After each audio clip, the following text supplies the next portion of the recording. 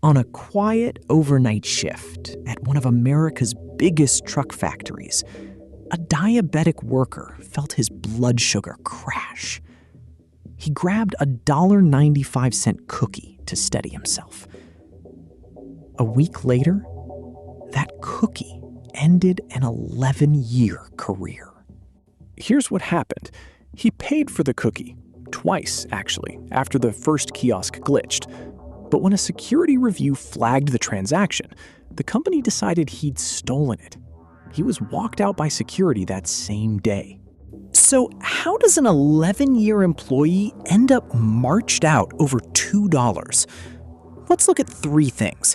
What actually happened that night, why the company was so confident he was guilty, and what happened when he proved them wrong. It was 3:30 in the morning. His blood sugar was dropping fast, a real medical risk for a diabetic, on a 12-hour shift. He walked to a self-checkout kiosk, grabbed a chocolate chip cookie, and swiped his card. The screen flashed red. Payment failed. So he walked to a second kiosk, paid there instead, and ate the cookie before heading back to work. As far as he knew, that was the end of it. A week later, he was called into an office. A union representative was already waiting, and the message was blunt. Surveillance footage showed him taking the cookie without paying. He was being terminated, effective immediately. He was escorted out of the building by security that same hour, not even allowed to collect his own tools. 11 years, ended in under 60 minutes. But he had something the company didn't check first, a bank record. He pulled his statement and found the $1.95 charge sitting right there, paid in full, time-stamped the night of the incident. He sent the proof right away, but instead of a quick resolution, he was asked to get his bank records notarized, a process that dragged on for weeks while he stayed unemployed.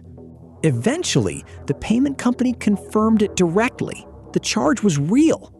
The employer admitted the termination had been a mistake, offered his job back, and paid him roughly $28,000 in back wages. He turned the job down. By then, he'd already started somewhere else, for better pay and a lot less distance from home. Think about that for a second. A company confident enough to fire an 11-year employee over less than $2 without checking a single bank record first. Have you ever been wrongly accused of something at work over a simple mistake? Tell us what happened in the comments. We'll cover the best ones in a future episode. So the next time a machine tells you something went wrong, keep the receipt. And if stories like this catch your attention, hit subscribe. A new true story lands every week. This video is for general informational purposes only.